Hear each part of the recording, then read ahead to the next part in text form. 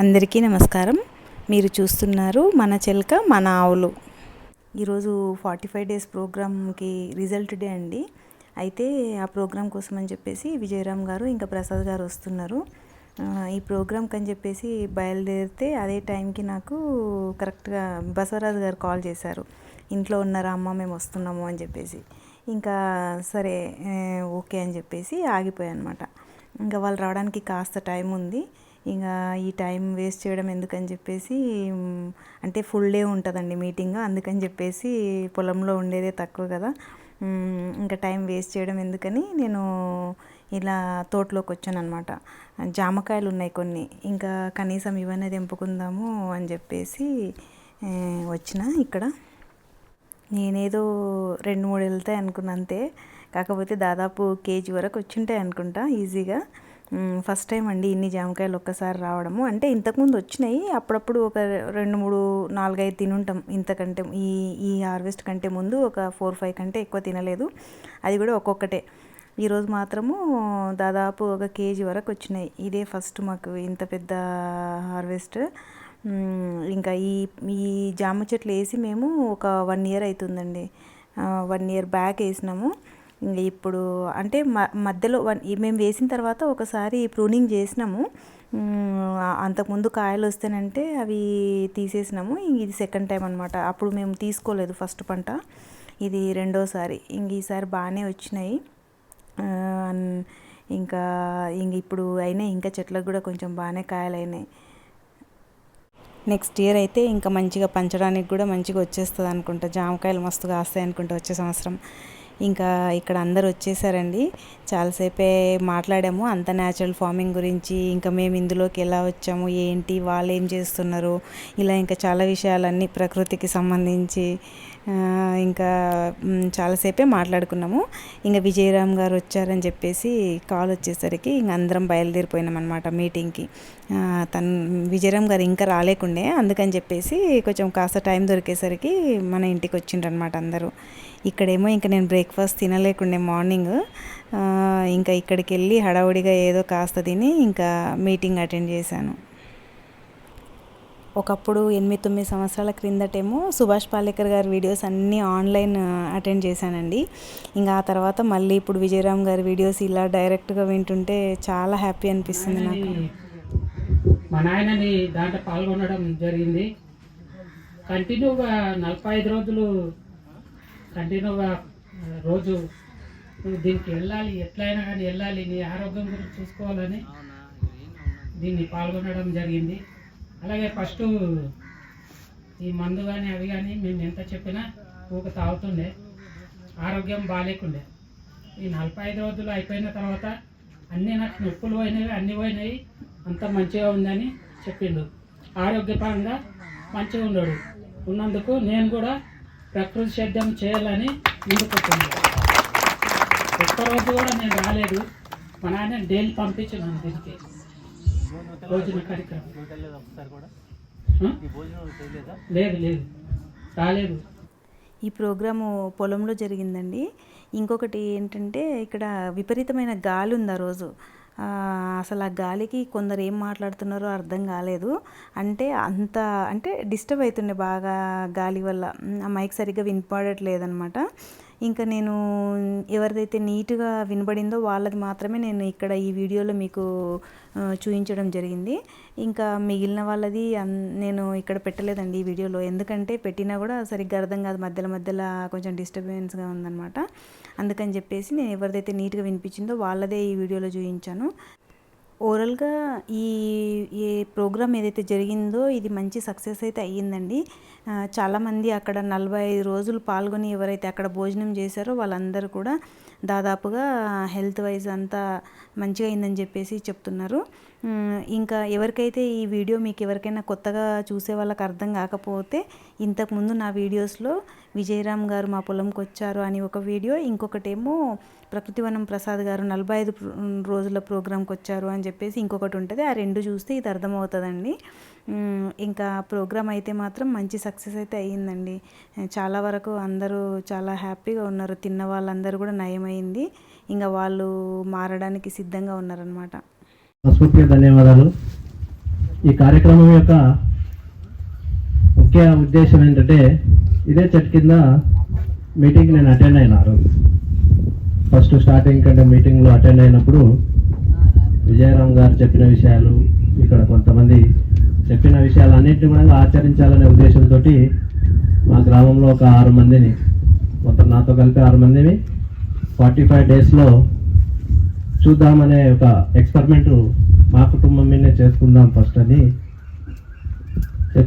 తలుచుకొని గట్టిగా చేయడం జరిగింది.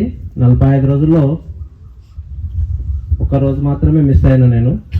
44 డేస్ అయితే కంపల్సరీ ఫాలో అయినాము, మిగతా వాళ్ళు 45 డేస్లో ఫాలో అయినరు. అయితే నాకు గతంలో కొన్ని ప్రాబ్లమ్స్ ఉండే. చూడడానికి మా గ్రామానికి ఒక సర్పంచ్ పదవి వచ్చిండే, అందరు చూడడానికి ఆరోగ్యంగా మస్తు పర్సనాలిటీ అన్నీ ఉన్నాయి, కానీ మానసికంగా హెల్త్ పరంగా ఉన్న ప్రాబ్లమ్స్ మాత్రం నాకు మాత్రమే తెలుసు, ఎవరికి తెలియదు. అయితే అప్పుడున్న ప్రాబ్లమ్స్ ఏంటంటే ఎలక్షన్లో విజయం సాధించినప్పుడే 5 సంవత్సరాల క్రితం నుంచి నేను కింద కూర్చోవని కాదు, ఎక్కడ పోయినా కుర్చీ అవసరం ఉంటుండే, మోకాల నొప్పులు ఉంటుండే, తర్వాత షుగర్ ఉండే, తర్వాత కొలెస్ట్రాల్ లాస్ట్ స్టేజ్లో ఉందని చెప్పింది డాక్టర్ శ్యామిల్ డాక్టర్ మహబూబ్ నగర్లో. కొలెస్ట్రాల్ పెరిగింది బాబు, నువ్వు మటన్ తినకూడదు, ఏం తినకూడదు అని చెప్పి ఉండే. ఈ హెచ్చరికలన్నీ జారీ అయిన తర్వాత ఇక్కడికి వచ్చిన తర్వాత ఏదో విధంగా నా బాడీని మొత్తం సెట్ చేసుకోవాలనే ఉద్దేశంతో 100% స్టార్ట్ చేసినాం. ఒక 1 వీక్లోనే నా బాడీలో మార్పులు స్టార్ట్ అయినాయి. ఫస్ట్ మోషన్స్ రూపంలో, ఆ విధంగా షుగర్ పెరిగిందంటే నాకు ఒక ప్రాబ్లం తెలుస్తుండే, నా శరీరంలో ఎక్కడ చిన్న చిన్న గుళ్ళలు చీము గుళ్ళలు వస్తుండే. ఇప్పుడు అట్లాంటివి ఏం ప్రాబ్లమ్స్ లేవు, హ్యాపీగా కింద కూర్చోగలుగుతున్నా, చెక్క ముక్కలు వేసుకోగలుగుతున్నా, 1 గంట సేపు మెడిటేషన్ చేయగలుగుతున్నా, మోకాల నొప్పులు లేవు, బాడీ పెయిన్స్ లేవు. ఇక ఎంత సంతోషంగా ఉందంటే అంత ఆనందంగా ఉంది. నా జీవితంలో కలిగిన మార్పుకి ఈ మంతం కూడా ఈ చింత చెట్టు కిందనే, ఈ కార్యక్రమంలోనే జరిగింది. దాంతో మా కుటుంబంలో కూడా అందరూ, మా భార్య, మా వాళ్ళు అందరూ కూడా హ్యాపీగా ఉన్నారు. అయితే మేము 15 రోజులకే మా ఇంట్లో స్టార్ట్ చేసినాం. మా పిల్లలకు కూడా, చిన్న పిల్లలకు కూడా ఇబ్బంది ఉండరాదనే ఉద్దేశంతో ఎంత వీలైతే అంత తొందర అల్యూమినియం పాత్ర పక్కకు పడేసినాం, కుండలు పెట్టినాం, స్టార్ట్ చేసినాం. చాలా బాగుంటుంది. దయచేసి నమ్మకంతో, అనుభవం, నేనైతే సొంత అనుభవంతో చెప్తున్నాను. గురుగారు వీడియోలు చూసినాను. ఒక 5 సంవత్సరాల నుంచే నాకు విజయరామ్ గారు వీడియోలు యూట్యూబ్లో చూసిన. అయితే ఫాలో కావాలనే ఉద్దేశంతో అయోధ్యలో రామ మందిరం ఏర్పాటు చేసిన రోజే ఒక 8,000 పెట్టి ఒక ఆవు కొన్న. ఆ రోజే ఆవు కొని 1 ఎకరాము ఫెన్సింగ్ చేసిన. ఇక మేము పొలిటికల్ బీజీలా, రాజకీయ బీజీలో ఉండి వ్యవసాయం మాత్రం చేయలేదు. ఆ ఎకరం అట్లానే బీడు ఇప్పటి వరకు కూడా కంటిన్యూ ఆవులు తిరుగులాడుతున్నాయి, ఏ మొక్క పెట్టలేదు. ఇప్పుడు 5 లేయర్స్ స్టార్ట్ చేయాలనే ఉద్దేశంతో ఆ ఎకరంలో ఫెన్సింగ్ ఉంది. 5 లేయర్స్ మొత్తం ఆ ఎకరం చేయాలనే ఆలోచనతో పెట్టిన కాబట్టి మా పెయి మంచిగా అయింది కదా, మాకు నొప్పులు కూడా తగ్గినాయి. ఇప్పుడు కూడా మేము మళ్ళీ సార్ దగ్గర అవే బియ్యం తెప్పించుకొని తింటున్నాం, జర మంచిగా ఉంది మాకు. మేము కూడా కొన్ని అవే వాడాలే, పండించుకోవాలనే ఉద్దేశం ఉంది మాకు. నాకు ఈ నొప్పులు ఉండే, కాళ్ళ నొప్పులు ఇవన్నీ ఉండే, తగ్గినాయి.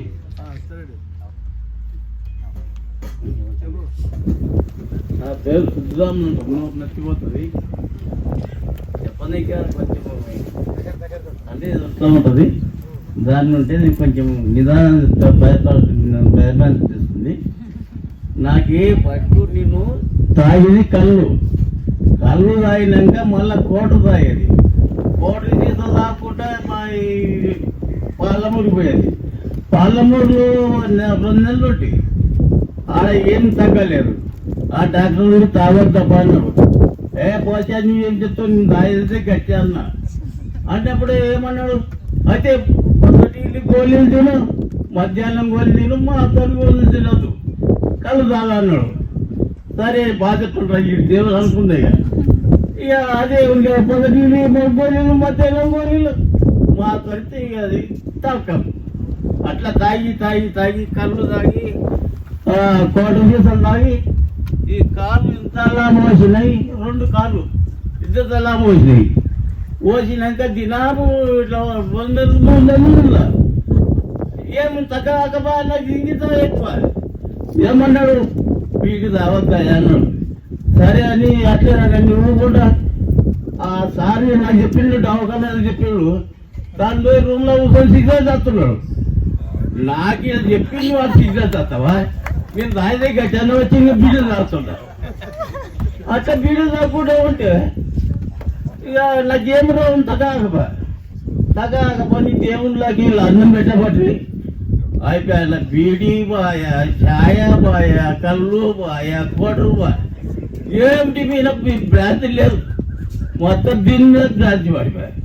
నాకు ఇంత కాళ్ళు మంచిగా నా నోరు మాట్లాడలేదు కాబట్టి మీ అమ్మ దీని రోగం అంతా వల్ల నాకు చుట్టుకున్నదని దాన్ని విడిచిపెట్టి ఇప్పుడు మంచిగా ఆయన మరి దేవిందతో అన్నం పెట్టిండు.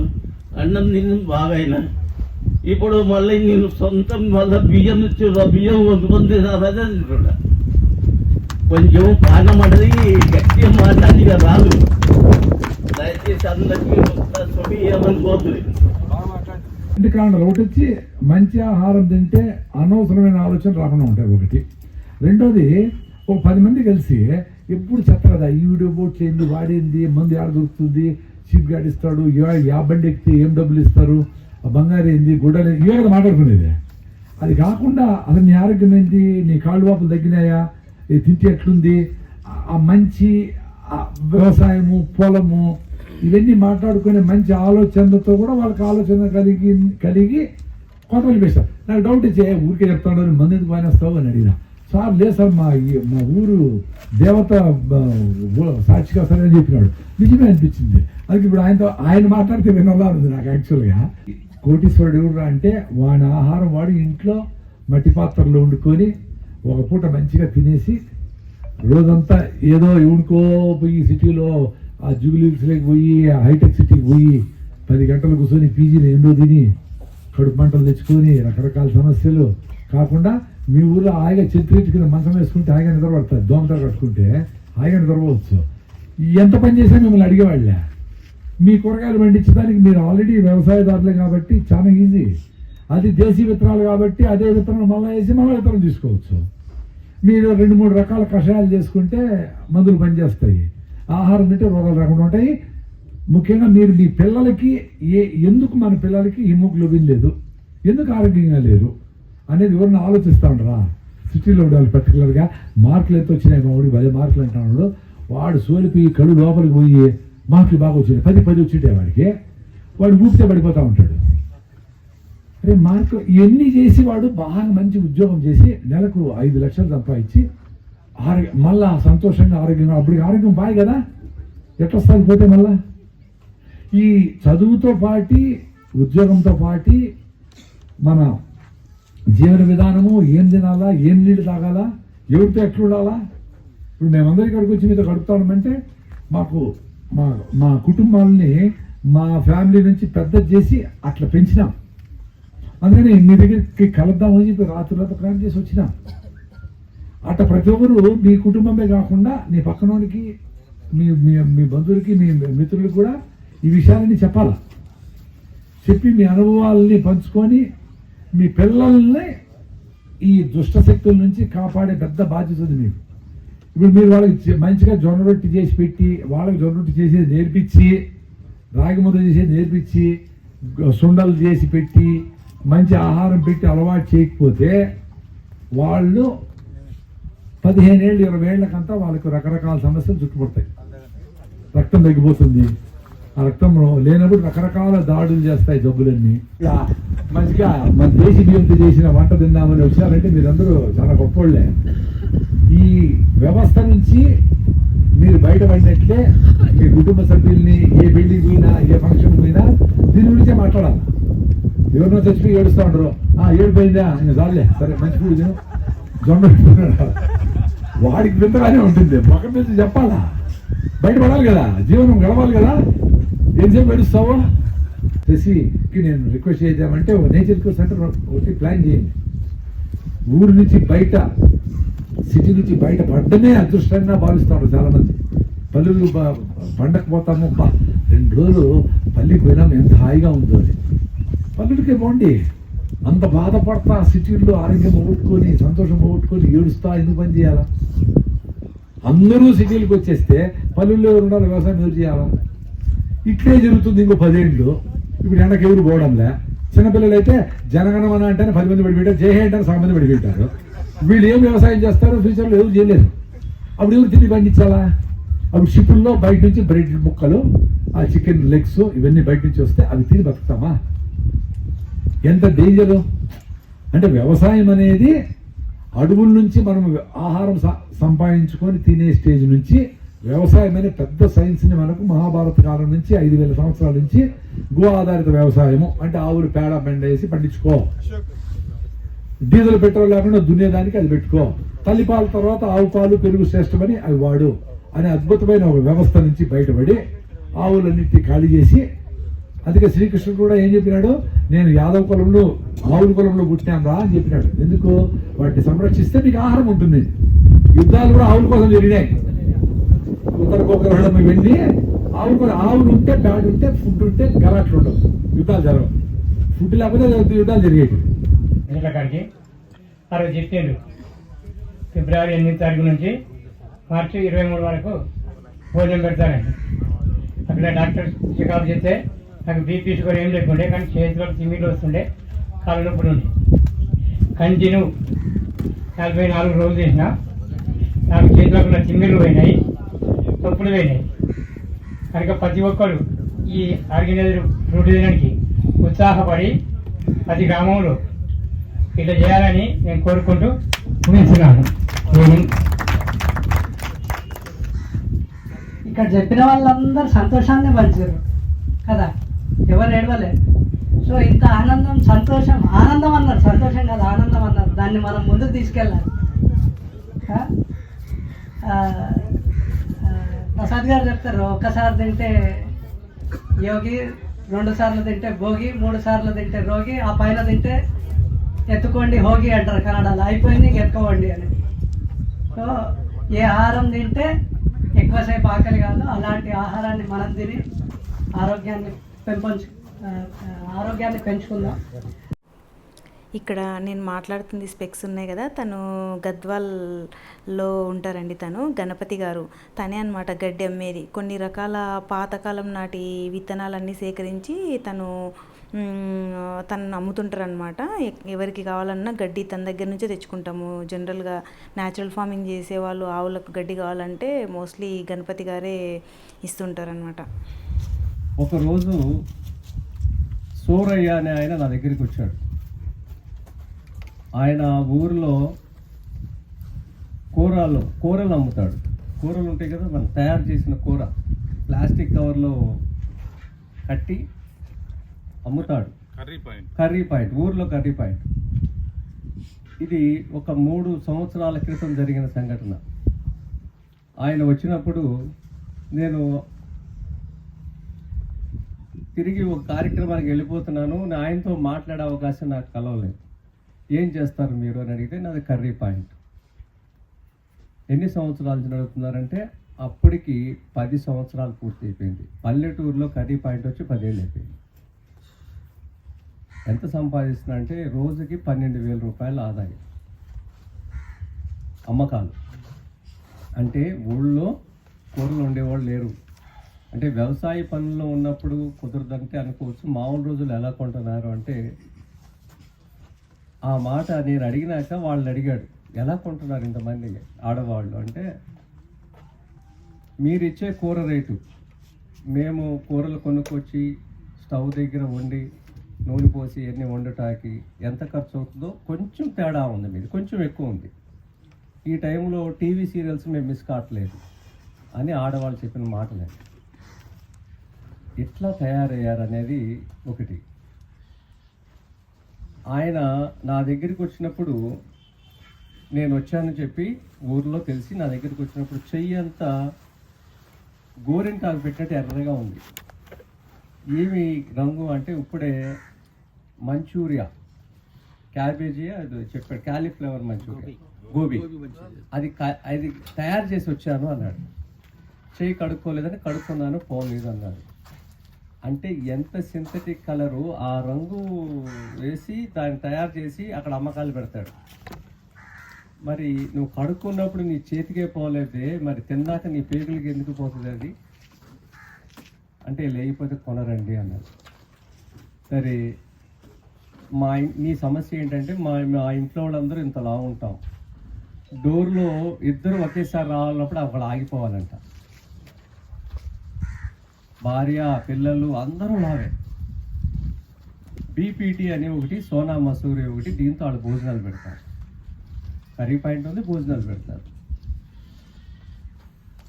సరే మేము ఒక చోట భోజనాలు ఉంటాయి, ఈ ప్రకృతి వ్యవసాయం భోజనాలు, అక్కడికి వెళ్ళి తినండి అని చెప్పాం. ఆ రోజు తిన్న తర్వాత సాయంత్రం 4-5ంటికి ఏది తినాలని కోరిక లేదు. ఇది స్లోగా అన్నం అరుగుద్ది కాబట్టి బీపీటీ సోనా మసూరిలాగా స్పీడ్గా కాదు, దానివల్ల ఆకలి లేదు. సాయంత్రం బజ్జీలు తిందామనే ఆలోచన లేదు. అలా ఒకరోజు తిన్నాడు, బాగుంది. 2 రోజు 3 రోజు 4 5 రోజులు వరుస అక్కడికి భోజనం చేశాడు, ప్రకృతి వ్యవసాయం భోజనం. 6 రోజున భార్యని తీసుకెళ్ళాడు, ఆవిడికి నచ్చింది. అట్లా వాళ్ళ కర్రీ పాయింట్లో ఊర్లో ఈ బియ్యాలతో భోజనం పెట్టిన ఆలోచన అబ్బాయికి వచ్చింది. అలా వచ్చినప్పుడు ఆయన దగ్గర బియ్యాలు లేవు. నేను అప్పుడు నివారణి అనే ఒక బియ్యాన్ని ఇచ్చి, ఈ బియ్యం నేను ఇస్తాను 45 రోజులు, వంట నువ్వు ఎలాగ చేస్తానంటే వంట నువ్వు చేసి పెట్టు, నేను డబ్బులు ఇవ్వను, బియ్యము దీనికి సంబంధించిన పప్పు నేను ఇస్తాను అని నేను పంపించాను 45 రోజులు. ఆ 45 రోజులు అక్కడ భోజనం చేసినది 50 మందికి ఫస్ట్ పెట్టాము. ఆ 50 మంది 45 రోజులు భోజనం చేశారు. చేసినాక మొత్తం ఆ ఊర్లో 30 ఎకరాల భూమి ఈ విధంగా మారింది. తర్వాత అది చూసిన తర్వాత మా అమ్మమ్మ పేరున అల్లూరులో మేము పెట్టాము పక్క సంవత్సరం. ఆ 2 ఊర్లో 62 ఎకరాల భూమి ఈ పద్ధతిలో కొనసాగుతుంది. తిన్న తర్వాత 45 రోజులు అయిన తర్వాత ఈ బియ్యాలు ఇవన్నీ రేపు నుంచి మాకు దొరకవు కదా అని కళ్ళంట నీళ్లు పెట్టుకున్న వాళ్ళు ఉన్నారు. కానీ ఎవరు కూడా కొనసాగించడానికి పెద్దగా ఆసక్తి చూపలేదు. తర్వాత మాకు అర్థమైంది, ఎందుకంటే అందుబాటులో అక్కడ లేవు అక్కడ. కానీ ఇక్కడ జరిగిన సంఘటన ఏదైతే ఉందో శశిధర్ గారిని అడగటం, అవి తెప్పించుకుంటాకి ఆలోచనలు చేయటం, ఆచరించటం, ఇవన్నీ ఇక్కడ దానికి వాళ్ళు పెట్టిన శ్రద్ధ వల్ల ఇవన్నీ జరిగినాయి. సో ఈ విధంగా ఇప్పటికి ఇది 4 ఊర్లు పూర్తి చేయగలిగాం. ఇక్కడ నుంచి ప్రేరణ పొంది ఒక అధికారి వాళ్ళ ఊర్లో స్టార్ట్ చేయాలనే విషయం నిన్న నాకు శశిధర్ గారు చెప్తున్నారు. ఇది ఊరు పెద్దలు ఎవరైనా ఊర్లో ఉంటే ఊరికి ఏమైనా చెయ్యాలని విదేశాల్లో స్థిరపడిన వాళ్ళు, నా చిన్నప్పుడు గ్రామం ఒకలాగా ఉండేది ఇప్పుడు ఒకలాగా ఉంది అని ఆలోచన చేస్తే, అలాంటి వాళ్ళు జిల్లాలో ఎక్కడున్నా, రాష్ట్రంలో ఎక్కడున్నా ఆ స్థానికంగా రైతుల్ని మేము అనుసంధానం చేస్తాం. అలాగే వంట ఈ పద్ధతిలో వండేవాళ్ళు కూడా 4 రోజులు మేము పంపిస్తాం. ఈ 4 రోజుల్లో మీకు స్థానికంగా ఉన్న వంట వాళ్ళతో వీళ్ళకి పరిచయం చేస్తే ఈ ఎసరు పెట్టడం, గంజిని ఎలా వాడుకోవాలి ఇవన్నీ కూడా వీళ్ళు చెప్తారు. ఎందుకంటే పండించే వాళ్ళ సంఖ్య పెంచుతున్నాం. పాలేకర్ గారి దయ వల్ల, రాంబాబు గారు రాతల వల్ల సాగుబడి ద్వారా ఎంతోమంది మారారు. ఇది శుభ పరిణామం. ఇంతమంది వస్తారు కార్యక్రమం అయిన తర్వాత నేనైతే ఊహించలేదు. ఈ అవకాశం ఇచ్చిన శశిధర్ గారికి, రాజశేఖర్ గారికి, అమ్మగారికి, మీ అందరికీ మనస్ఫూర్తిగా అభినందనలు, ధన్యవాదములు. ప్రోగ్రామ్ అయితే మంచిగా సక్సెస్ అయ్యిందండి. ఇంకా అక్కడ ఫుడ్ తిన్న వాళ్ళంతా 45 డేస్ తిన్న వాళ్ళందరూ కూడా మంచిగానే చెప్తున్నారు, రిజల్ట్ బాగుంది. ఇంకా ఇక్కడేమో విజయరామ్ గారు పోయినసారి వచ్చినప్పుడు 5 లేయర్ ఫార్మింగ్ మొక్కలు నాటించి వెళ్ళారనమాట. అది ఎలా ఉంది అని చెప్పేసి ఫామ్లోకి వచ్చారనమాట, విజిట్ చేశారు, చూశారు ఎలా ఉంది ఏంటి అని చెప్పేసి. ఇంకా ఇదండి ఈరోజు వీడియో. ఈ వీడియో కనుక మీకు నచ్చినట్టయితే ప్లీజ్ లైక్ చేయండి, షేర్ చేయండి, సబ్స్క్రైబ్ చేయండి. నెక్స్ట్ వీడియోలో మళ్ళీ కలుద్దాం. బాయ్.